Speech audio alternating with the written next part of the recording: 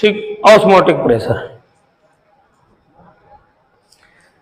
Osmotic pressure को जानने से पहले आपको एक छोटी ही चीज के बारे में जानना बहुत जरूरी होगा, मेम्ब्रेन। मेम्ब्रेन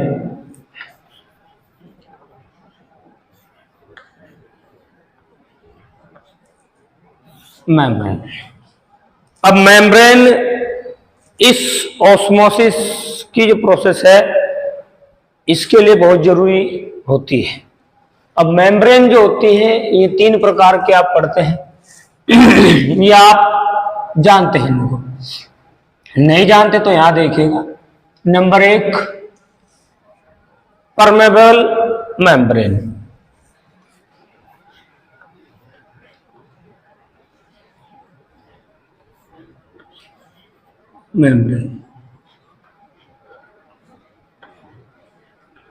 परमेबल मेम्ब्रेन ऐसी मेम्ब्रेन जिसमें से, मेम्ब्रेन को हिंदी में झिल्ली कहा जाता है, कोई पतली परत होती है, तो ऐसी मेम्ब्रेन जिससे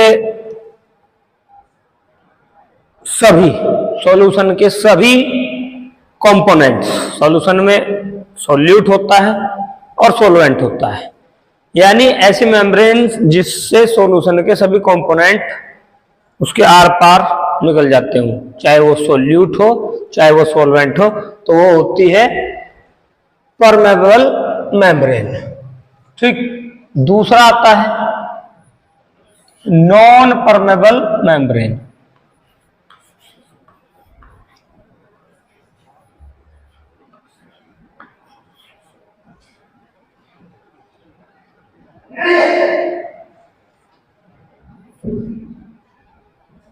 मेम्ब्रेन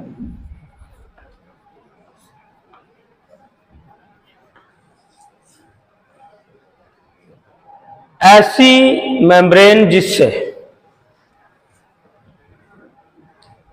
कोई भी कंपोनेंट सॉल्यूशन का उसके आर पार न जाता हो, ना सॉल्यूट जा रहा ना सॉल्वेंट जा रहा, वो किसी को नहीं जाने दे रही, वो होती है non permeable membrane.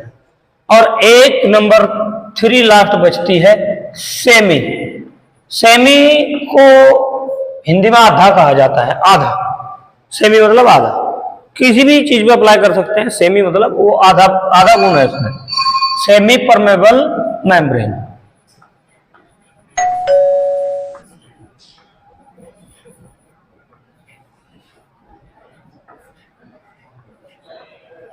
Semi permeable membrane, इसको अर्ध पारगम्य झिल्ली भी कहा जाता है। और ध्यान रखेंगे बस यही हमें चाहिए होती है, इसके बिना हम ऑस्मोसिस को नहीं पढ़ सकते।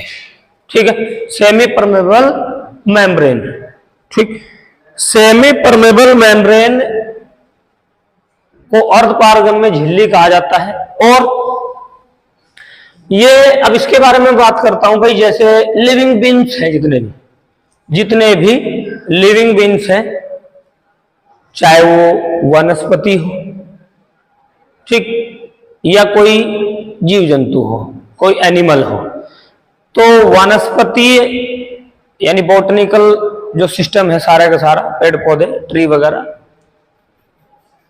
और जो एनिमल्स में उसमें कोई बर्ड हो, हम है, आप है, कोई पशु है, कुछ भी है, उनकी जो सेल्स होती हैं वो इस सेमी परमेबल मेम्ब्रेन से ही जो है घिरी रहती है। समझे, ये सभी में पाया जाता है। हमने कल आपको बताया था भाई, कोई अंगूर है, अगर अंगूर को आप क्या कर देते हैं, किसी नमक के सॉल्यूशन में रख देते तो सिकुड़ जाता है। ठीक है, ये कल भी बताया था आपको। तो वो उसके अंगूर के ऊपर एक बहुत बारीक सेमी परमेबल मेम्ब्रेन होती है। ठीक, और यही कोई फूल या फ्लावर लिया आपने, या किसी पेड़ पौधे की कोई पत्ती ली, तो उसमें उसके ऊपर भी एक इसका आवरण या लेयर बोले हम होती है, बहुत पतली होती है। वो semi permeable membrane living beans जितने भी है सभी में पाई जाती है। अब इसलिए जरूरी है किसके लिए, ऑस्मोसिस के लिए। तो आइए अब हम बात करते हैं सबसे पहले ऑस्मोसिस की।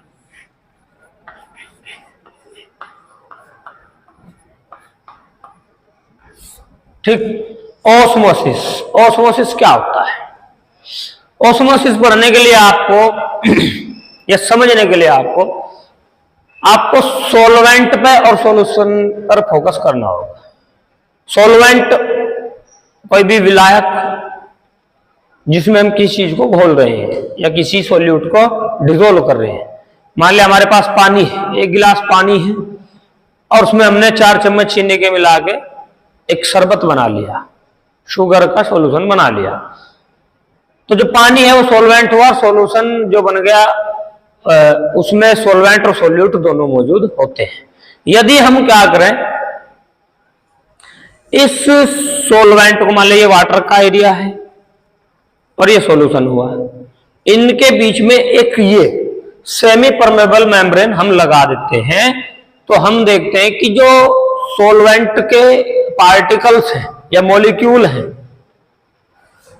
वो सॉल्यूशन की ओर मूव करने लगते हैं। किसके थ्रू? इस सेमी परमेबल मेम्ब्रेन के थ्रू। समझे मेरी बात को? या हम ऐसा भी कह सकते हैं कि जो हमारा सॉल्वेंट था, वाटर था, उसमें वो तो लो कंसंट्रेशन का था, है ना, उसमें तो कुछ भी नहीं थी चीनी, लेकिन जो हमने शरबत बना लिया 4 चम्मच चीनी के डाल के, उसकी कंसंट्रेशन उसमें ज्यादा है। पानी तो बिल्कुल very less concentration of sugar की, लगभग है ही नहीं उसमें तो मिला है, लेकिन जो सॉल्यूशन बना दिया उसमें कंसंट्रेशन ज्यादा है। तो यही से हम कह सकते हैं कि जो सॉल्वेंट के पार्टिकल या किसी भी लो कंसंट्रेशन के सॉल्यूशन से हाई कंसंट्रेशन के सॉल्यूशन में सॉल्वेंट पार्टिकल का जो मूवमेंट होता है उसी को हम कहते हैं ऑस्मोसिस। समझ गए मेरी बात आप? ऑस्मोसिस जैसे अगर मैं एक किशमिश को लूं, अब किशमिश को मैं 1 गिलास पानी में डाल दिया, एक बढ़िया किशमिश लाए बाजार से टनाटन एकदम, अब उसे पानी में डाल दिया, तो पानी तो क्या है, बहुत ज्यादा डाइल्यूट है, पानी है तो सॉल्वेंट है, और जो किशमिश है उसके अंदर बहुत ज्यादा हाई कंसंट्रेशन है, शुगर होती है ना किशमिश के अंदर, चीनी होती है, और वो भी आपने क्या कर दिया, उसको और ज्यादा ड्राई कर दिया और ज्यादा कंसंट्रेशन उसकी बढ़ गई। तब उसको जब उसमें पानी में डालते हैं, सुबह देखते तो फूला हुआ मिलता है। वो ऑस्मोसिस के कारण ही होता है कि जो वाटर के मॉलिक्यूल हैं या हम कहें कि जो सॉल्वेंट के पार्टिकल हैं वे क्या करते हैं, उस किशमिश की जो बाहरी लेयर है वो कार्य करती है, वर्क करती है किसका, वहां पर सेमी परमेबल मेम्ब्रेन का, उसके थ्रू वे वाटर के मॉलिक्यूल उस किशमिश के अंदर चले जाते हैं। ये ऑस्मोसिस का ही एक रिप्रेजेंटेशन है। इसका उल्टा काम कर सकते हैं, अभी बताया मैंने, एक अंगूर लो ताजा ताजा, उसको नमक के सॉल्यूशन में डाल दो, तो उसमें से सारा का सारा जो अंगूर में वाटर है वो सारा हाई कंसंट्रेशन के यानी नमक के सॉल्यूशन में, ब्राइन सॉल्यूशन में पहुंच जाएगा और जो अंगूर है वो सिकुड़ जाएगा। अंडे पे अप्लाई कर सकते हैं आप, एक अंडा लाओ मार्केट से, उबला हुआ ले आओ, ठीक, और उसे डाल दो किसी भी हाई कंसंट्रेशन के सॉल्यूशन में, तो आप देखेंगे अंडा सिकुड़ जाएगा। समझ रहे मेरी बात? तो वो ये प्रक्रिया होती है ऑस्मोसिस की। अब सेमी परमेबल मेम्ब्रेन की बात करी थी, ये मैंने बता दिया भाई, ये लिविंग बीइंग्स में सभी में होती है, चाहे वो पेड़ पौधा पत्ती फल फूल कुछ भी हो, या हम और आप, इनकी सभी सेल्स में पाए जाते हैं। लेकिन कुछ सिंथेटिक रूप से भी हम बना सकते हैं, उसके लिए यूज किया जाता है क्या, कैल्शियम फॉस्फेट,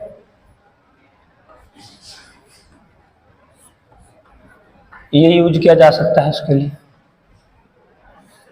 ये, या Cu2 copper ferrocyanide,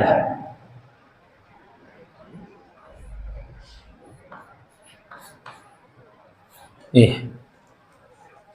copper ferrocyanide, ठीक, सेलुलोज नाइट्रेट, ये सब क्या होते हैं, ये आर्टिफिशियल सेमी परमेबल मेम्ब्रेन का वर्क करते हैं। तो आपकी समझ में ऑस्मोसिस आ गया, ठीक है। ऑस्मोसिस में क्या हुआ था, हमारे पास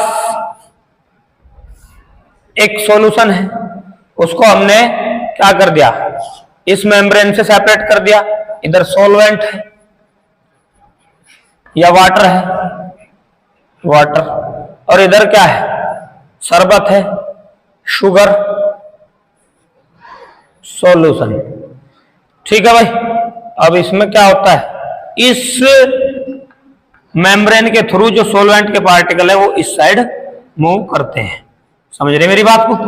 तो ये क्या होता है, ऑस्मोसिस। सॉल्वेंट के पार्टिकल्स का लो कंसंट्रेशन से हाई कंसंट्रेशन की और मूवमेंट ही क्या कहलाता है, ऑस्मोसिस। अब ऑस्मोसिस को हम क्या करते हैं, इसका मेजरमेंट करते हैं। ठीक है, अब ऑस्मोसिस का मेजरमेंट करने के लिए या ऑस्मोसिस की उसका मेजरमेंट से हमें एक चीज पता लगती है, ऑस्मोटिक प्रेशर। तो अब हम यहां पे ऑस्मोटिक प्रेशर की बात करेंगे और वही आपका मेन टॉपिक है, ऑस्मोटिक प्रेशर।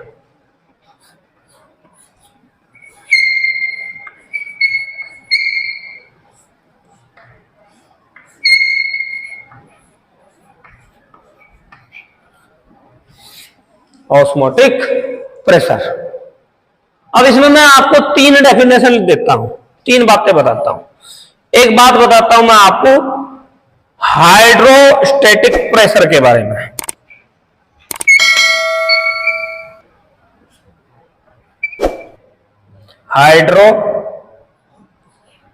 Hydrostatic pressure. ठीक है भाई,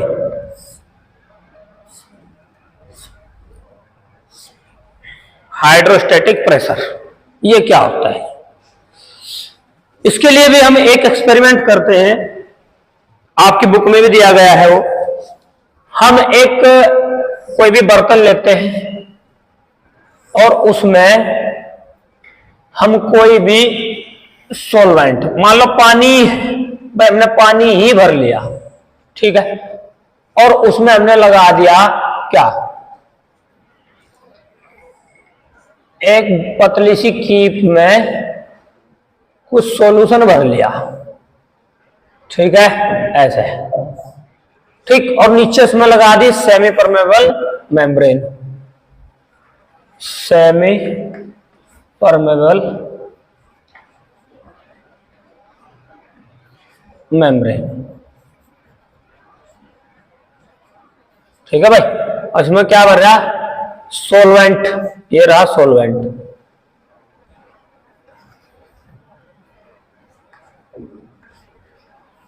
सॉल्वेंट हमने क्या ले रखा, वाटर है ना, तो वाटर लिया और ये भर दिया यहां तक, ऊपर तक ही भर लो, चलो यहां तक भर दिया, और इसमें भर दिया हमने क्या, शुगर सॉल्यूशन। ठीक, शुगर सॉल्यूशन ये भर दिया, मान लिया यहां तक भर रखा है सब, ठीक, शुगर सॉल्यूशन भर दिया, शुगर सॉल्यूशन। तो कुछ समय के बाद या लगभग एक दो दिन के बाद आप देखते हैं कि जो इस शुगर सॉल्यूशन का लेवल था वो बढ़ गया, जिसकी हाइट मान ली हमने h है, ठीक है, h लेवल तक वो बढ़ गया। कैसे बढ़ा हो, क्योंकि ये था जो सॉल्वेंट आपका वाटर और इसमें था सॉल्यूशन, तो वाटर के जो मॉलिक्यूल हैं वो इस सेमी परमेबल मेम्ब्रेन के थ्रू इस सॉल्यूशन में एंटर हुए होंगे। ऑस्मोसिस है, आप पढ़ के आए हैं, ये देखो ऑस्मोसिस, ये सेमी परमेबल मेम्ब्रेन, जो सॉल्वेंट है वो जा रहा किधर, सॉल्यूशन में, तो ये सॉल्वेंट के पार्टिकल सॉल्यूशन में ऐड हुए और जिससे क्या हुआ, ये जो इसमें कीप में आपने सॉल्यूशन ले रखा था, इसमें जो क्वांटिटी है वो इंक्रीज होगी और वो इस हाइट से, h हाइट हमने मान ली, इससे इंक्रीज हुई। ठीक, तो इसके कारण एक प्रेशर क्रिएट होगा इसमें, इस सॉल्यूशन में, सॉल्यूशन की वाले सॉल्यूशन में। वो प्रेशर होता है किसके equal, P equal to H, कहीं कहीं डेंसिटी को रो भी मान लिया जाता है, और G, एनसीईआरटी में रो माना गया। G क्या है यहां पे, ग्रेविटेशनल एक्सलेरेशन, यानी गुरुत्वीय त्वरण, ग्रेविटेशनल एक्सलेरेशन।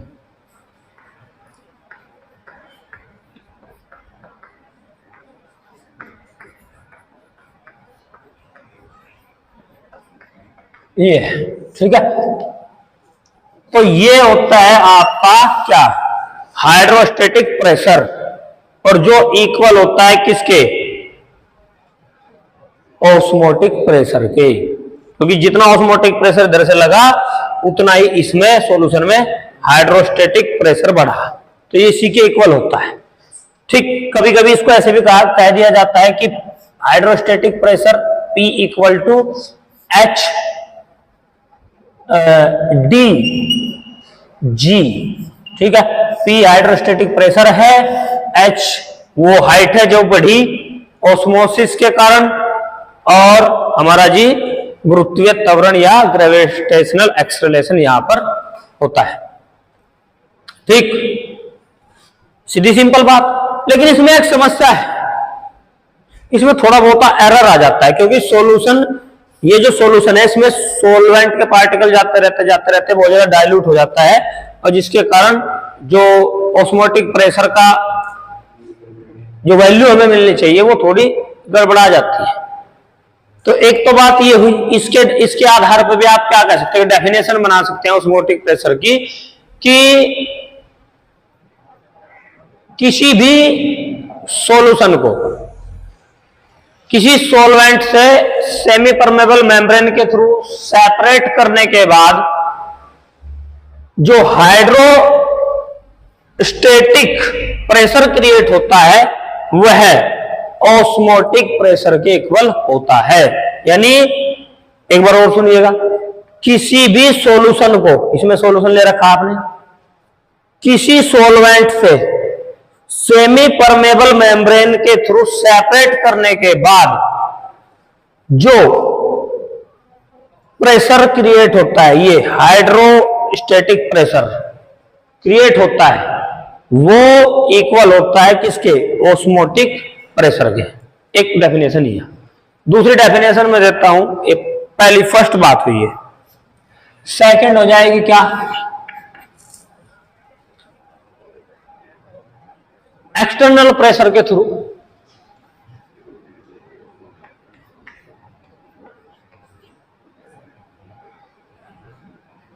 एक्सटर्नल प्रेशर,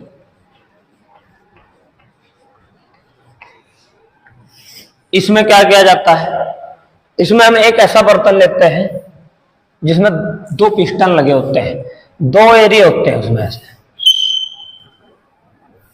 और ये लगा दिया यहाँ पे पिस्टन, ये ऐसे ही है इधर, और ये लगा दिया भाई पिस्टन ही है, ये लगा दिया, ठीक। और ये पिस्टन पर ये है, एक प्रेशर कार्य कर रहा एटीएम पे, और एक प्रेशर इस पे भी कार्य कर रहा, पी एटीएम में, ठीक। और इनके बीच में लगा दी हमने semi permeable membrane, semi permeable membrane लगा दी, ठीक। अब इसमें भर दिया हमने सॉल्वेंट, ये भर दिया सॉल्वेंट, और इधर भर दिया हमने सॉल्यूशन, ये रहा सॉल्यूशन, ठीक। अब ऑस्मोसिस की प्रोसेस होगी, इधर से पार्टिकल सॉल्वेंट के इधर मूव करेंगे नहीं करेंगे, क्योंकि इधर कंसंट्रेशन ज्यादा है इधर कम है, और जो ऑस्मोसिस होती है वो लो कंसंट्रेशन से हाई कंसंट्रेशन की ओर होती है, ठीक है। अब इसके कारण क्या होगा, जैसे ही सॉल्वेंट के पार्टिकल इधर मूव करते हैं तो वो प्रेशर बढ़ता है और इस पिस्टन को ऊपर की ओर उठाएगा, समझ रहे मेरी बात को, उठाएगा नहीं उठाएगा, क्योंकि इसमें एरिया बढ़ेगा ना, जैसे इधर हुआ था उठा था ऊपर, समझ रहे। अब जब ये ऊपर लेवल इसका जाएगा तो यदि मैं क्या करूं, उसे ऊपर ना जाने दूं, उसे मैं बाहर से दूसरा प्रेशर लगा के उसे दबा दूं, समझ रहे मेरी बात को। भाई ये कोई चीज इधर से सॉल्वेंट इधर मूव कर रहा है और ये पिस्टन ऊपर को उठ रहा है, अगर मैं इसे उठने की वजह से नीचे को दबाऊं, यानी इसमें पाई प्रेशर ऐड करूं, मान रहे सपोज कर रहे, और इतने प्रेशर से हमने वो दबा दिया, समझ रहे मेरी बात को, तो जो ऑस्मोसिस की प्रोसेस है वो रुक जाएगी, ऑस्मोसिस कब होगा? जब लेवल दूसरी सेकंड साइड ऊपर उठेगा और सब ऊपर उठने नहीं दे रहे, उसे दबा रहे हैं बाहर से, तो जो ऑस्मोसिस हो रहा था, यानी जो सॉल्वेंट के पार्टिकल इधर सॉल्यूशन में जा रहे थे वे रुक जाएंगे, तो ऑस्मोसिस की प्रोसेस रुक जाएगी। तो यहीं से एक डेफिनेशन बन सकती है कि जो ऑस्मोसिस प्रेशर या ऑस्मोटिक प्रेशर होता है वो किसी भी सॉल्यूशन को उसके सॉल्वेंट से सेमी परमेबल मेम्ब्रेन के थ्रू सेपरेट करने के बाद लगाया गया वह एक्सटर्नल EXT, वो है एक्सटर्नल फोर्स है जो ऑस्मोसिस की प्रोसेस को रोक देता है। समझ रहे मेरी बात को? तो जो इस ऑस्मोसिस की प्रोसेस को रोक दे, हम कहें कि सॉल्वेंट के पार्टिकल को इधर जाने से रोक दे, वो जो हमने बाहर से प्रेशर अप्लाई किया वो होता है ऑस्मोटिक प्रेशर। एक डेफिनेशन ये हुई, समझे मेरी बात को? तीसरा एक तरीका और है हमारे पास, ठीक, वो डिपेंड करता है वेपर प्रेशर पर।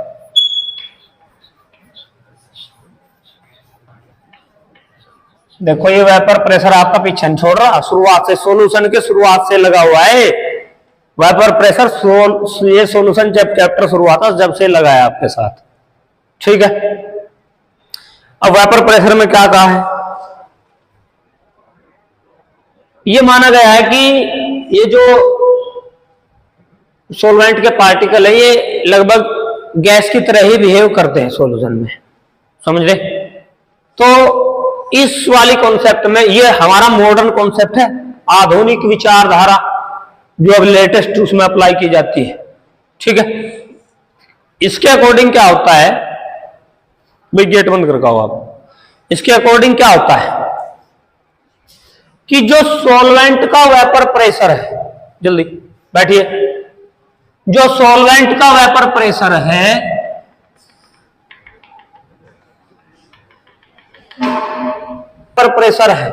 वो मोर होता है, मोर वेपर प्रेशर।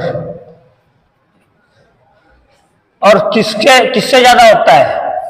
सॉल्यूशन के, सॉल्यूशन वेपर प्रेशर, यानी जो सॉल्वेंट का वेपर प्रेशर होता है वो ज्यादा होता है किससे? सॉल्यूशन के वेपर प्रेशर से।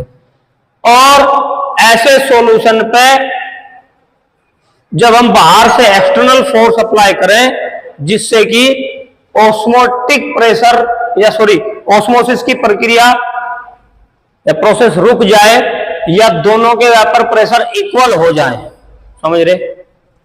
भाई इसका ज्यादा हो रहा है, इसको प्रेशराइज कर दो, बाहर से एक्सटर्नल फोर्स लगाओ तो इसके इक्वल हो जाएगा। तो बाहर से लगाया गया एक्सटर्नल प्रेशर जिस पर दोनों सॉल्यूशन के और सॉल्वेंट के वेपर प्रेशर इक्वल हो जाए, उस प्रेशर को ही कहते हैं ऑस्मोटिक प्रेशर। ये बिल्कुल इसके जैसा है जैसे हमने आपको कहा यहां पे बताया है, ठीक है। तो एक डेफिनेशन ये हुई किसके बेसिस पे? ऑस्मोटिक प्रेशर के बेसिस पे, ठीक। अच्छा, एनसीईआरटी की एक इक्वेशन देख लो। एनसीईआरटी में क्या कहते हैं कि जो ऑस्मोटिक प्रेशर होता है वो मोलर कंसंट्रेशन के प्रोपोर्शनल होता है, ठीक, मोलर कंसंट्रेशन या मोलैरिटी, और इसमें रिप्रेजेंट किया गया है ऑस्मोटिक प्रेशर को पाई से। तो रिलेशन क्या दिया गया है? Pi equal to CRT। C क्या है? मोलैरिटी। मोलैरिटी, अब मोलैरिटी क्या होती है? मोलैरिटी को जरा समझेंगे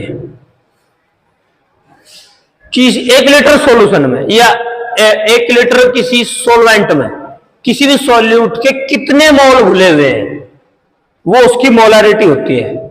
1 लीटर में कितने मोल सॉल्यूट के हैं तो उस बात को हम कहते हैं मोलैरिटी।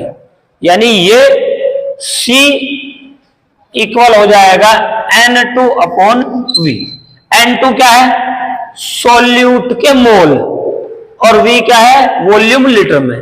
तो वही बात है, मोलैरिटी C क्या होगा, किसी वॉल्यूम में और लीटर में सॉल्यूट के कितने मोल घुले हुए हैं, ठीक है।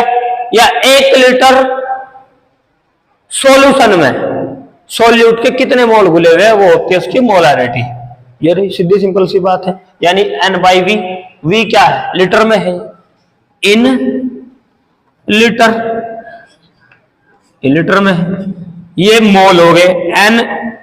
N2 क्या है, मोल ऑफ सॉल्यूट, समझे बात को। तो N को आप निकाल सकते हैं किस चीज से, यहीं से निकाल सकते हैं। N यानी number of mole of solute equal to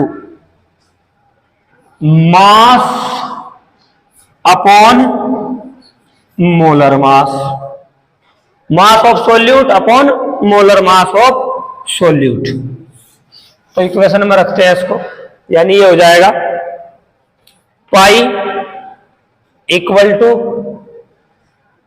W2 upon M2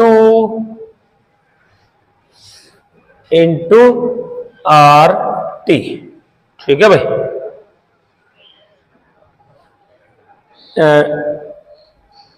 और इसके नीचे यहां पर क्या है, VB है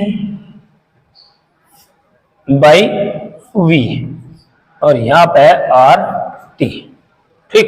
तो ये क्या हो जाएगा, ये हो जाएगा, यहां लिख देता हूं, पाई इक्वल टू ये V इसके मल्टीप्लाई में आ जाएगा, यानी W2, और ये मल्टीप्लाई में है RT अपॉन, और ये नीचे से यहां आ गया M2V, समझे बात को। और इसी से आप M की वैल्यू निकाल सकते हैं, यानी M2 इक्वल W2 RT, ठीक, अपॉन पाई V। तो ये रिलेशन एनसीईआरटी की दी गई है, कैसे आई है आपको बता दिया, मोलैरिटी की बात करता है वो, समझे बात को। एक लास्ट चीज और बचती है इसमें, क्या, आइसोटोनिक, ए लिख देता हूं, isotonic, isotonic pressure, isotonic osmotic pressure.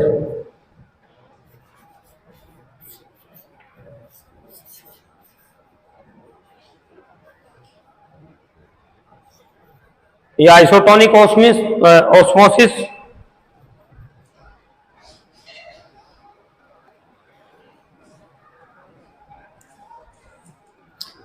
हाँ, आइसोटोनिक ऑस्मोटिक प्रेशर ये होगा किसमें, आइसोटोनिक सॉल्यूशन के पास, आइसोटोनिक सॉल्यूशन। आइसोटोनिक सॉल्यूशन क्या होते हैं, ऐसे दो सॉल्यूशन जिनका ऑस्मोटिक प्रेशर इक्वल होता है, समझ रहे मेरी बात को। ऐसे दो सॉल्यूशन जिनका ऑस्मोटिक प्रेशर इक्वल होता है वो आइसोटोनिक सॉल्यूशन कहलाते हैं, ठीक है। और कोई ऐसा सॉल्यूशन, इन्हीं दो सॉल्यूशन में से कोई एक ऐसा सॉल्यूशन जिसका ऑस्मोटिक प्रेशर, ऐसा सॉल्यूशन जिसका ऑस्मोटिक प्रेशर दूसरे सॉल्यूशन के कंपैरिजन में ज्यादा हो, वो कहलाता है हाइपरटोनिक सॉल्यूशन। और ऐसा सॉल्यूशन जिसका ऑस्मोटिक प्रेशर दूसरे से कम हो, वो कहलाता है हाइपोटोनिक सॉल्यूशन, समझ रहे मेरी बात को। तो आइसोटोनिक और बी हो गया हाइपोटोनिक।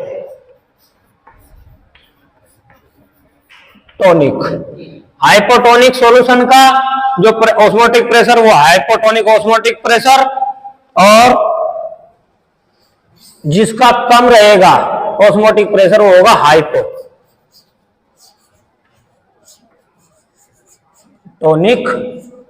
सॉल्यूशन। और हाइपोटोनिक सॉल्यूशन का ऑस्मोटिक प्रेशर होगा हाइपोटोनिक ऑस्मोटिक प्रेशर, ठीक है। Hyper hypertonic, hypotonic. आइसोटोनिक क्या, जब दोनों दो सॉल्यूशंस के ऑस्मोटिक प्रेशर इक्वल हो तो वो आइसोटोनिक। जब किसी एक का ज्यादा हो जाए हाइपरटोनिक, जिसका कम है हाइपोटोनिक। समझ में आएगा? ये सॉल्यूशन है थे बस। Thanks for cooperation.